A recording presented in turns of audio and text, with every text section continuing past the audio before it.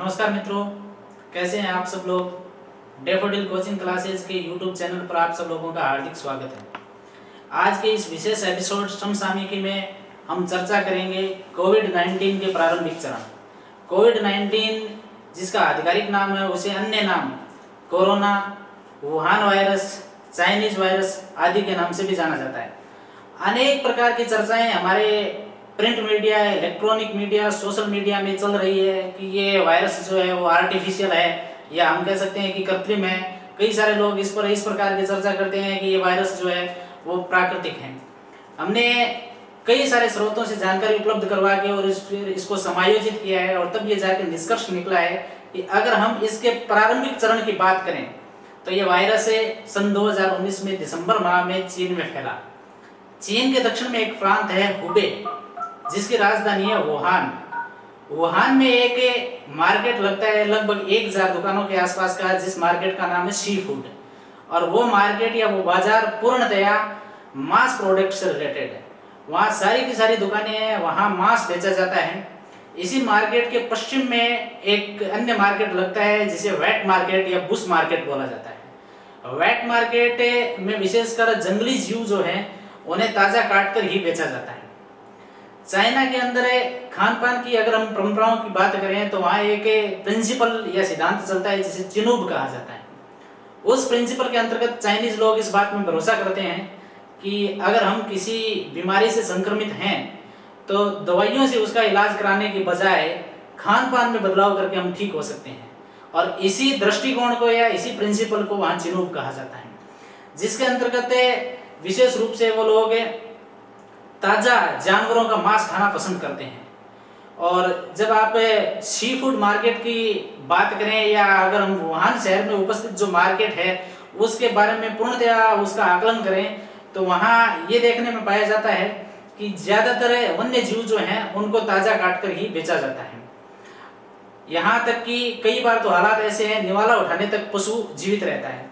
उस मार्केट के अंदर आपको कुत्ते, बिल्ली, खरगोश, हैजहॉग, चूहे जो बहुत ज़्यादा जहरीले होते हैं, विशेष प्रकार के बिच्छू, छिपकली श्रेणी के जानवर ये आपको बहुत आसानी से मिल सकते हैं और जिनकी घरेलू मांग के साथ साथ विदेशों में भी उनका निर्यात किया जाता है। चाइना के लोगों के लिए एक अलग से दृष्टिकोण बना हुआ है। वो लोग ये मानते हैं कि सेक्स पावर बढ़ाने के लिए भी विशेषकर जंगली जानवरों को खाना वो ठीक मानते हैं। ये सुनने में आता है कि ये जो युवक वर्ग है, अगर हम यहाँ कहें कि मेल कैटेगरी की, तो वो लोग सेक्स पावर बढ़ाने के लिए यहाँ तक कि बैल और घोड़े के लिंग तक खाते हैं। शेर की हड्डियाँ भी सेक्स पावर बढ़ाने के लिए उत्तम मानी जाती है। पीलिया रोग को ठीक करने के लिए भालू का पित्ताशय डिमांड में रहता है। यद्यपि डायरेक्ट बिच्छुओं को चीन में नहीं खाया जाता है, लेकिन उनको भून के एक तरीके से स्नैक्स के तौर पर काम लिया जाता है। तो कोविड-19 नाम का ये जो वायरस है उसकी उत्पत्ति उसी वुहान शहर के उस सी फूड मार्केट में हुई थी। इसके वायरस के लगभग 96% विषाणु है वो चमगादड़ से मिलते हैं। सन 2003 में उसी चाइना के मार्केट से एक बीमारी फैली थी जिसका नाम है सार्स। यद्यपि इस बीमारी का ग्लोबल प्रसार नहीं हुआ था।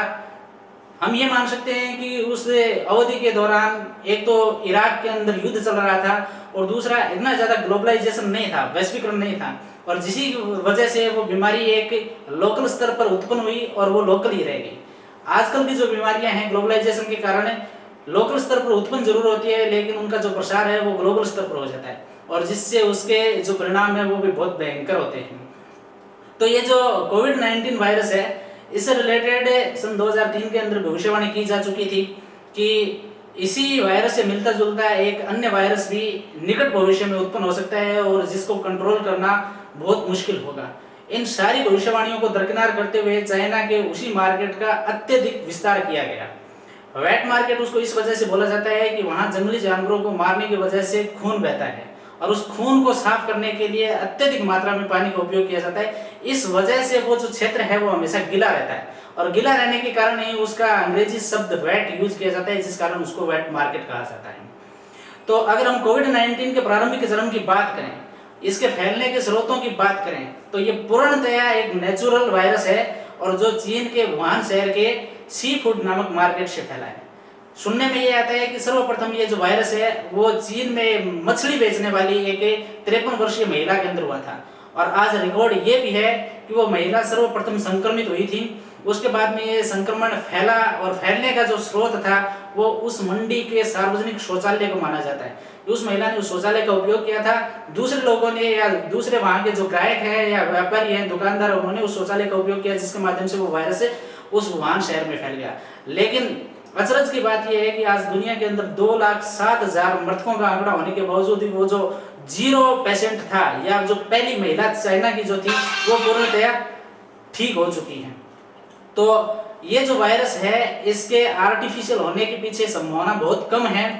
बहुत सारे अगर सामरिक विशेषज्ञों के स्टेटमेंट को जब हम देखेंगे, उनका विश्लेषण करने पर यह पता चलता है कि ये चाइना की नौसेना के द्वारा उत्पन्न किया गया वायरस है, जो अमेरिका के साथ ये वुहान शहर में युद्ध अभ्यास हो रहा था और उस दौरान ये वायरस उत्पन्न किया गया। लेकिन इसके पीछे सच्चाई बहुत कम है।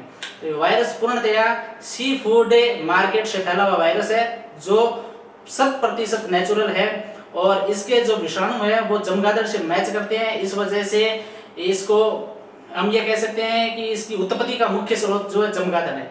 यद्यपि हम इस 21वीं सेंचुरी की बात करें तो चाहे वो इबोला हो, चाहे वो जीका वायरस हो, निपा वायरस हो, या फिर मंकी फीवर हो, जापानी इंसेफ्लाइटिस हो, या फिर आज का जो नवीनतम कोविड-19 या कोरोना वायरस हो, ये सारे के सारे वायरस जो है वो केवल और केवल जानवरों से फैले। इसलिए हमें ये अब समझना होगा कि ये पर्यावरण के प्रति हमारा दृष्टिकोण थोड़ा ठीक होना चाहिए। केवल उपयुक्त लेवल तक ही, उपयुक्त स्तर तक ही हम उत्पादों का उपयोग करें। प्राणी मात्र के प्रति सद्भावना रखनी चाहिए।